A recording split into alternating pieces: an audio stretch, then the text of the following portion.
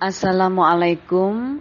Panduan kokurikuler berdasarkan KMA nomor 1503 tahun 2025. 1. Konsep dan tujuan kokurikuler. Kokurikuler adalah kegiatan pembelajaran yang dilaksanakan untuk penguatan, pendalaman, dan atau pengayaan kegiatan intrakurikuler dalam rangka pengembangan kompetensi, terutama penguatan karakter.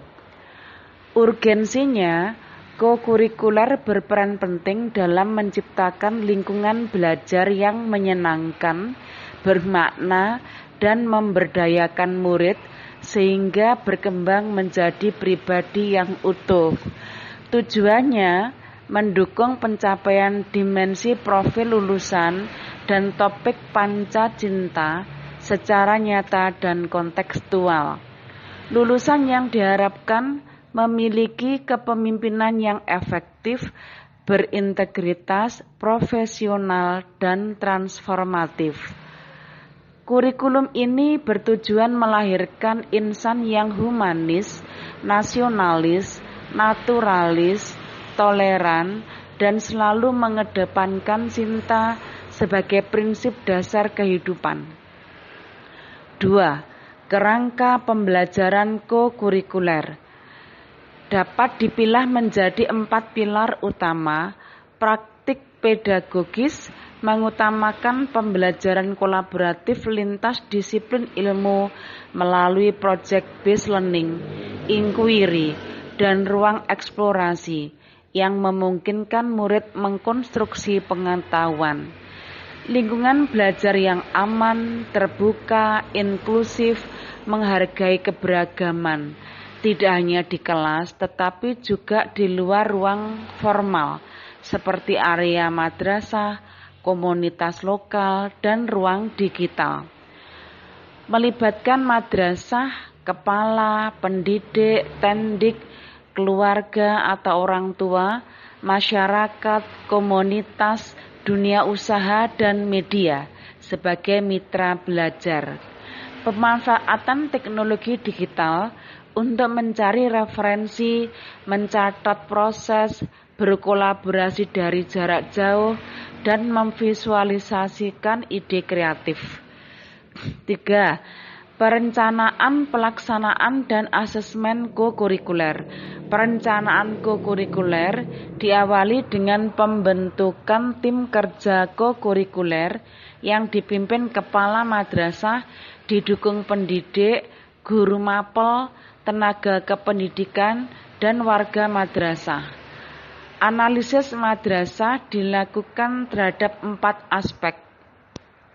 Yang pertama, kurikulum madrasah sesuai dengan kurikulum yang berlaku. Kedua, minat dan bakat yang belum optimal. 3. Sumber daya meliputi sumber daya fisik manusia, finansial, dan lingkungan. 4. Karakteristik sosial, kondisi kontekstual, dan karakteristik sosial murid. Komponen perencanaan berdasarkan hasil analisis. Yang pertama, menentukan dimensi profil lulusan dan topik panca cinta. 2. Menentukan tema dalam kegiatan kokurikuler. 3. Memilih bentuk kegiatan kokurikuler. 4. Menyusun tujuan pembelajaran. 5. Menentukan alokasi waktu. MI 108 JP per tahun, MTS 144 JP per tahun, dan MA 108 jam pelajaran per tahun. Keenam, merancang aktivitas. Ketujuh, merancang asesmen. Bentuk-bentuk kegiatan kokurikuler.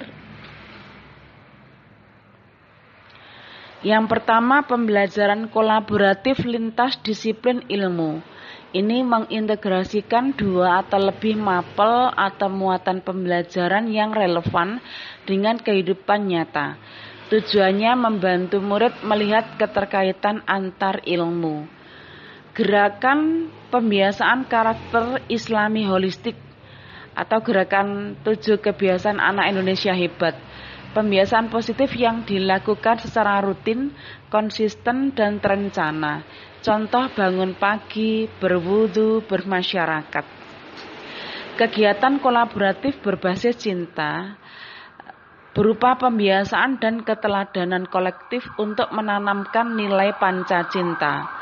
Kegiatan kokurikuler ciri khas madrasah berbasis konteks lokal, misalnya membatik di daerah pengrajin batik berbasis nilai madrasah, misal kegiatan kepemimpinan dan kegiatan satu disiplin ilmu yang aktivitasnya terjadi kolaborasi kerelawanan atau keahlian.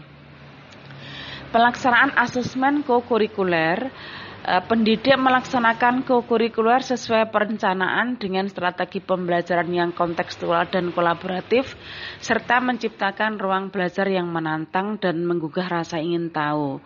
Asesmennya berbentuk formatif, sumatif, model evaluasi kegiatan meliputi input untuk menilai sumber daya, proses, untuk menilai pelaksanaan, dan keluaran atau output untuk menilai perubahan sikap atau keterampilan atau pengetahuan setelah kegiatan, dan hasil atau outcome untuk menilai dampak jangka panjang pada murid dan madrasah.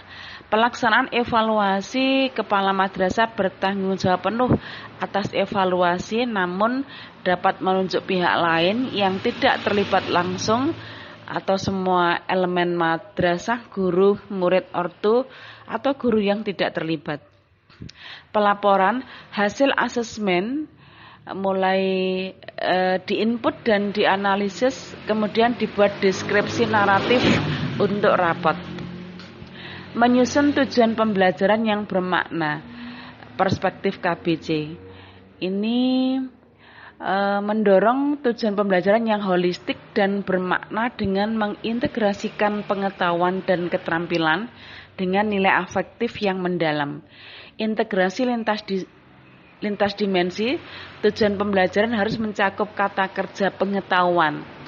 Contoh menjelaskan, kalau sikap, menunjukkan sikap, menghargai, dan keterampilan, contohnya mempraktikkan, membuat. Berikutnya eksplisitkan panca cinta. Kaitkan tujuan dengan topik panca cinta secara eksplisit menggunakan frasa sebagai wujud cinta bla bla bla atau dengan kesadaran bahwa bla bla bla. Untuk internalisasi nilai, fokus pada makna bukan prosedur, dan perubahan perilaku nyata dalam perilaku sehari-hari murid, tidak terbatas di dalam kelas. Demikian, wassalam.